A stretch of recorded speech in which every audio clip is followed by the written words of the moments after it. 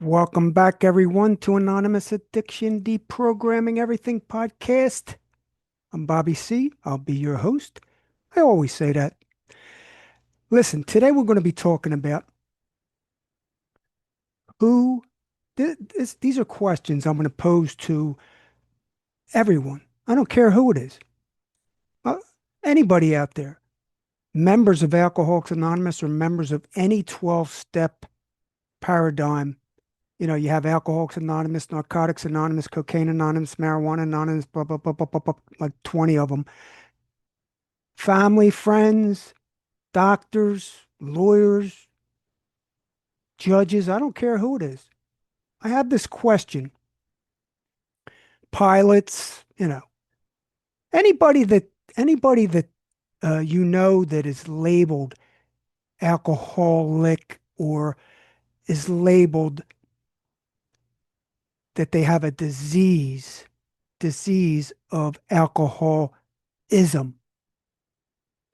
So I'm going to be talking about the schism of the ism, the schism of the ick and the ism, alcoholic, alcoholism. Let's ask the question. I want to ask the question to the members out there in Alcoholics Anonymous. Who diagnosed you with this so-called made-up disease of alcoholism? I pose that question to you. Anybody, mom, dad, grandparents, friends, family, everybody knows somebody that has this disease, right?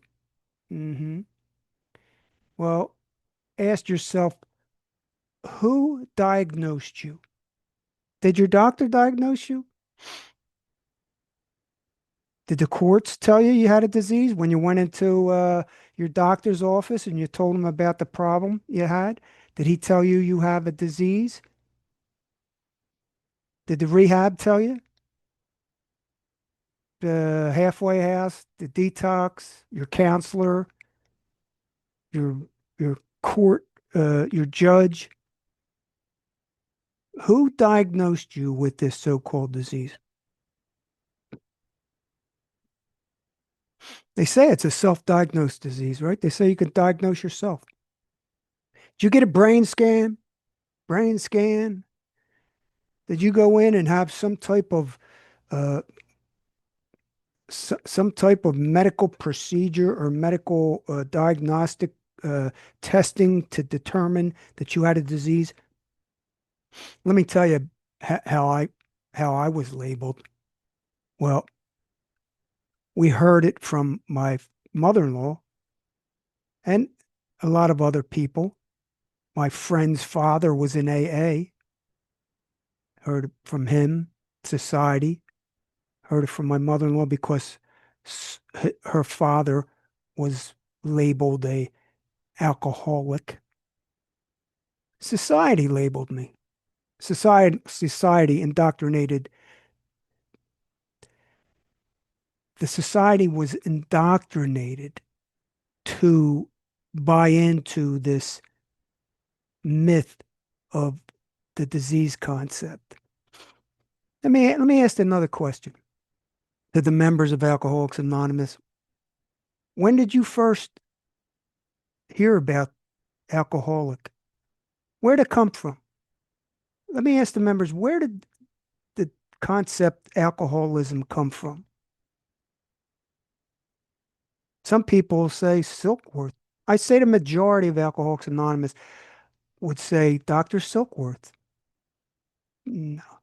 Dr. Silkworth didn't know squat about the disease of alcoholism.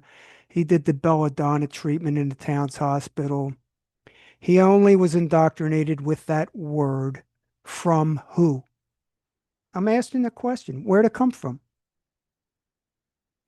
I was in Alcoholics Anonymous for over 30 years and I questioned because I was deprogramming all along, never heard anyone question about the word alcoholism, who labeled you, where did you get the word alcoholic, where did it come from?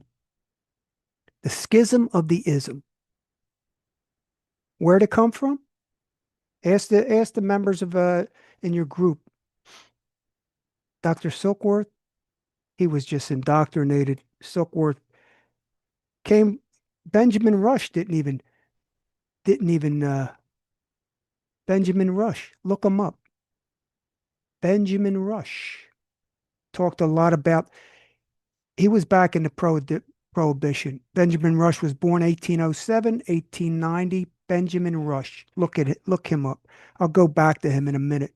But that's 1807, 1890. I'll get back to Benjamin Rush.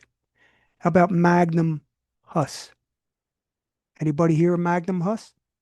That's who coined that's who coined the word. Yeah. Magnum Huss. Look him up. Magnum Huss. Alcoholics Anonymous members don't know none of this because they don't care. I asked questions before and I'd have friends say, I don't care about that, Bobby. I'm sober. He was the first to use it. He was a Swedish physician, temperance advocate.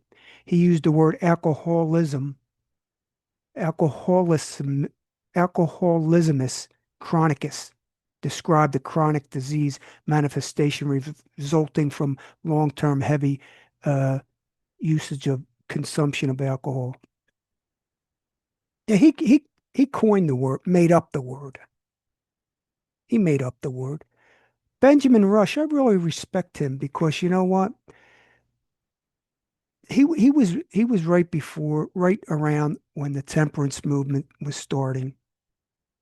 But he was a physician. He was a lot of things. He was one of the signers on the Declaration of Independence.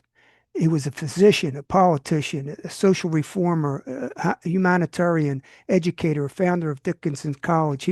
Benjamin Rush was a pretty cool physician, prominent. I mean, he was a prominent physician.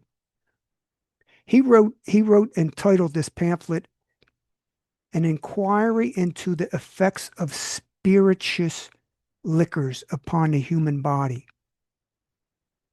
He wrote this article. He studied the effects of alcohol. This was during the Prohibition, and they knew back in the Prohibition days.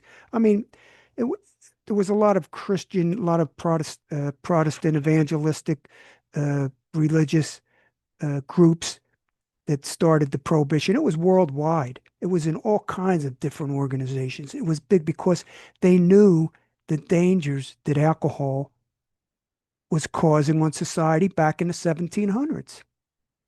They knew it.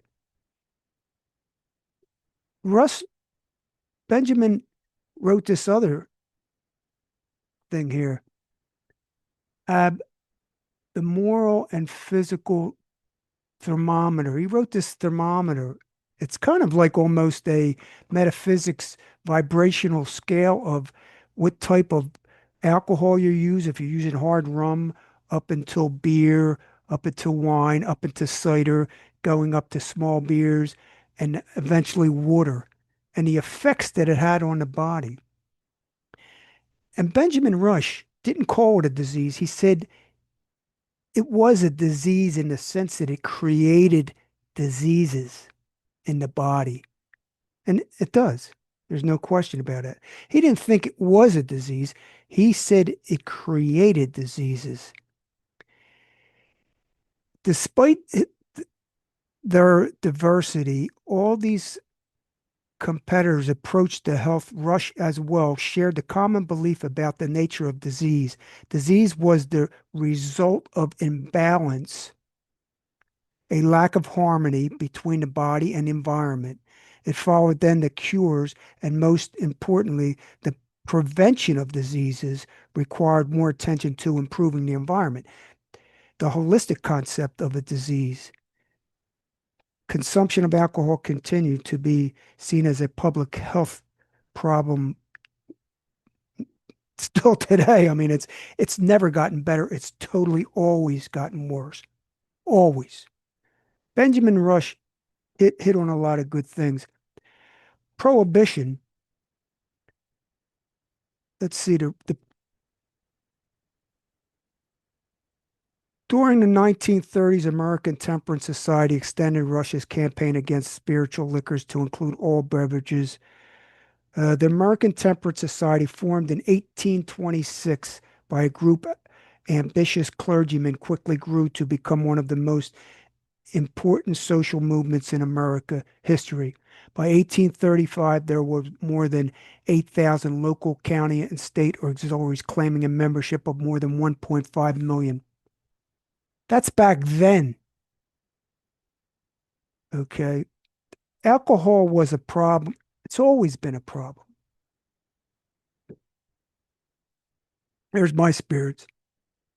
It's got some seltzer, some flavored seltzer, and some cranberry.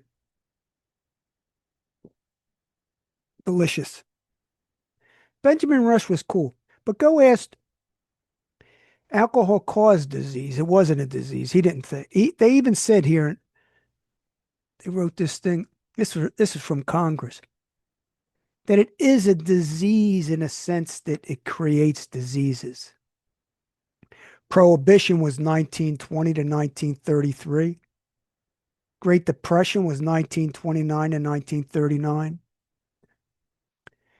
Let me read this real quick. The Great Depression that accompanied the Great Depression is social changes that came with the modern age. National prohibition was an intricate part of the progressive movement and alcohol-related disease. Alcohol-related diseases. Yeah, it's a toxic carcinogen poison, creates diseases. It's not a disease.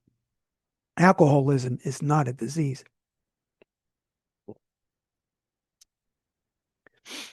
Oh, and who after Magnum Huss? Who came after that? Who do you think? Hmm? Did the members know? Any members? Any members? Any members? They know? No. Ask them. They don't care. They don't care about history. They don't care about past. All they care about is giving their will and their life over to the care of God. It's a religion. See, back then, the temperance movement, there was so much. Let me get back to the next guy. E.M. Juranic, E. Morton Juranic. He was the next guy, 1890 to 1963. He's the one that hooked up with Marty Mann and used all the alcoholic members, Alcoholics Anonymous, Rockefeller's temperance movement. I'll get into that in a second. Another one, he wrote the disease concept of alcoholism because they were medicalizing it, making it. They got to insure it to make money. Of course, Rockefeller knew this from the get-go. His father, the old man, was involved with the prohibition. Okay, there was temperance movements all over the world, especially in Europe. All over the world, there was prohibition movements for temperance, of knowing that alcohol was a big problem worldwide. Okay, so there was there was this temperance movement in 1820s started. Then in 1906, the Emmanuel movements. That's when Roland Hazard was involved with it. Uh, 1800s, the movement to limit drinking in the U.S. concerns for general social ills and religious sentiment and practical health consideration in a way that was appealing to many middle class reformers. Yeah, temperance movement, but it was all over. It was all, see, the problem was it was all separate. Even the Oxford group had its temperance movement, and that's where a lot of the steps in the religion came from Bill. Bill picked that up. Ebby and Roland passed that on to Bill, and Bill ran with it. So Rockefeller was checking this out the whole time. He sent researchers over to Europe before Bill and Bob even met. So when he was introduced to Bill, Oh man, he's seen such an opportunity and formed the Alcoholic Foundation and created and designed Alcoholics Anonymous to make it one temperance movement, one religious temperance movement worldwide. Not, not more for the money. I mean, it makes millions and millions of dollars through Grapevine and all the other sources donation. But the big thing was the power of control. He could control the whole alcohol and drug industry now. Alcohol and drug addiction recovery industry, trap, scam, multi-level marketing, the whole thing. Not separate temperance movements all over the place, but one.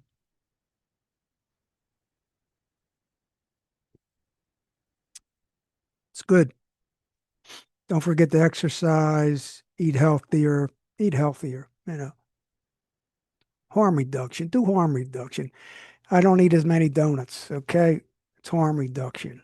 Uh, whatever you do, improve, improve, because this here, the brain, nah, it's the mind, the conscious, unconscious, subconscious. We got to raise our subconscious up to our conscious, become aware, think, question, observe, and become aware. I've been getting a lot of comments lately from TikTok and, you know, here too, but I've been getting some nasty ones lately, but that's okay. I don't care because you know what? I want people to think and question, observe, and become aware of what's going on. But the Alcoholics Anonymous members, I don't talk crap about them. I don't say anything about the members, even though there's crappy members in every organization. I don't talk. I tell people about the society that they're ready to give their will and life over to. That's who I'm. That's who I'm talking. I'm breaking down. I'm deprogramming and reprogramming. Help people deprogram and reprogram from the society, Rockefeller's society that he created. It's not just AANAOAMA. It's and you name it. It's way beyond that. It goes beyond that. It goes into the Hollywood, Netflix. It goes into the court systems, the government, the media, religions, controlling everything in the world. Who's the biggest landowner in the world? King and Queen. 1/6 of the world. Second, what? Catholic Church? Hmm. Yeah, so the question would be ism, alcoholism. Ism just means a movement. Okay, that's all it means. It's a movement. Where did you first hear about the word? Question yourself. Think. Use your mind. Think rationally, logically. I get stuff from they say I forget the last one was like I'm deranged, like I'm really off the wall. I don't know what I'm talking about. I'm researching this, connecting the dots and follow the money. It's easy. Once the veil has come down, the veil is lifted. I can see through it all. There's nothing that any member could knock me up. More crap I get. Come on, keep on coming back because the more crap I get, the more I'll do more podcasts about it because I feel a responsibility to share this stuff. After 30 something years in there, I know I know a lot. And yeah, they'll say, "Oh, Bobby, you didn't do this step, you didn't do that step." Look, I maintained whatever you want to say. Look, since I came in 41 years, over 41 years, I haven't touched an alcohol or drug. So I did it. AA didn't do it. I did it because I wanted it. because of the trickery that they know. I discovered, uncovered, I uncovered, recovered, and discovered the truth about myself, AA, the society, the world, the universe, about a lot of different things, about the two wings of the same bird, about a lot of different things. We're deprogramming a lot of things in this these podcasts, not just AA. A lot of people just talking about AA. I go deeper. Bobby C goes down the rabbit hole deep, deep. I never told a doctor. I was smart enough. I don't know. And I came in like, what I come in, 34? I came in 1980, 84. I was 34 years old. I came in, that's pretty old, you know. So I came in and I was, I did everything they told me to do, but I didn't do it. I checked it out. They told me to go to meetings. Every meeting makers make it. Sometimes I stayed away for a week or two or a month. I went on vacation. You know what happened? See, I had a desire and they knew it. The only requirement for membership is a desire. They know it. It's got to come from me. If it's meant to be, it's up to me. They know that. Rockefeller knew it. He knew it because he took everything from Napoleon Hill, all the brains, all the successful people in the world. They know the occult, know the hidden truths and the hidden knowledge of how to manipulate the mind, the body, the spirit. Freemasons, I don't care who it is, even Donald Trump always knew it. Repetition is the mother of brainwashing. Edward Bernays, check him out. Edward Bernays, the father of propaganda, he created it. He was a genius. So from the beginning, I never told a doctor. Never. Now, I'm not telling you not to. You do you. I do me. You do you. I'm not telling you what to do. Okay. Because when you go in a detox, it's documented. And when you go into a detox, it's all documented. They got you. They, when you go into rehab, it's all documented. How many times you've been in there? You don't think you're being labeled? You're labeling yourself. First of all, we're calling ourselves alcoholics. And my name is Jimmy and I'm an alcoholic. Pass. Don't even say it when you're in there. Because when my next podcast, I'm going to deprogram and reprogram all the steps right like that. I'll reprogram them. Don't say it. Pass. Don't raise your hand.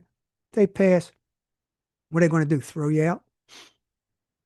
Don't say that anymore. I'm an alcoholic. Stop saying that. Words cast spells upon us. You know that. That's the truth. Words cast spells upon us.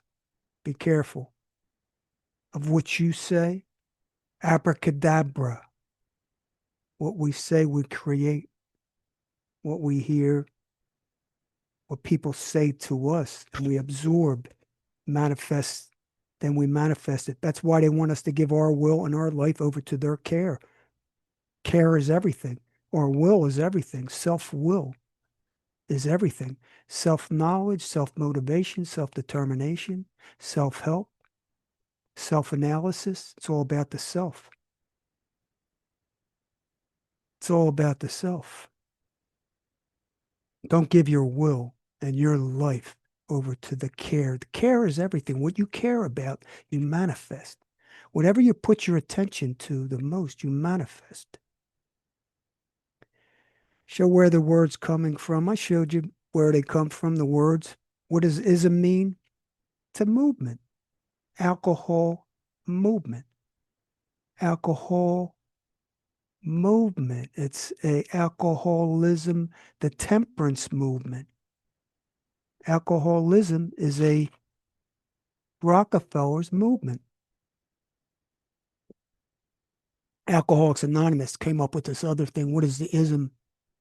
Ism there. They're saying, it's not the alcohol, it's the ism that you have. You're suffering with the ism.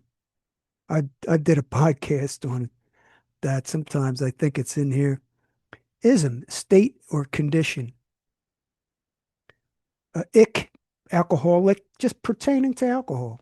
I'm an alcoholic. I pertain to alcohol. Pertaining to alcohol, alcoholism, a distinctive practice, system, or philosophy, typically a political ideology or a artistic movement. Artistic movement, capitalism, alcoholism, capitalism, socialism, Buddhism, feudalism. I don't care what the ism is. It's a movement.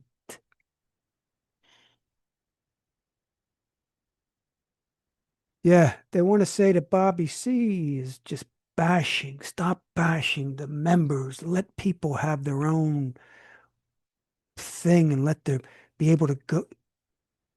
What I'm saying is that they want to take your will, so you don't have freedom. People are saying, let them be free to enjoy their program. Yeah, I'm not going to stop you. I can't. I can't make you change. I can't make anybody change. I could help people. Help is a pointer. There's only one way. One. Uno. One way. Not 1,000 ways. There's one, and it's our way. We are the way. There's many pointers, but one way. Jesus said it. I am the way when he was saying it. I am the way. As Bobby sees it. It's as Billy sees it, as Joni sees it, as Jane sees it, as Kim sees it, as I don't care who it is. It's how you see it. The schism of the ism. The schism of the ick and the ism. What's schism even mean? A split or division between strongly opposed sections or parties causes by differences in opinions or beliefs the formal separation of a church into two. I guess I'm forming the schism. Yeah, I am the schism of the ism, separating, helping people get ready, stay in, but get ready to maybe exit into another area. Help is a pointer. Help's good, and help is free. Don't pay for it. Don't pay for help. You don't have to pay for help. There's so much information on the internet. It's unbelievable, and it's free. Don't pay for this online classes and online coaching and online multi-level marketing with the freedom model or any other program. $5,000 to have a coaching session.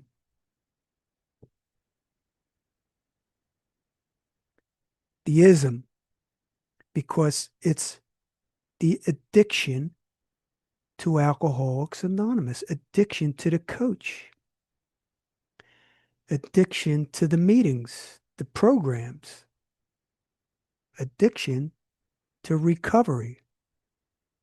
Recovery. Mm. Yep, watch out for the words related to ick, relating to alcohol, ick, associated with alcohol, dealing with, affected with, caused by, tending to produce, one having the characteristic of alcohol.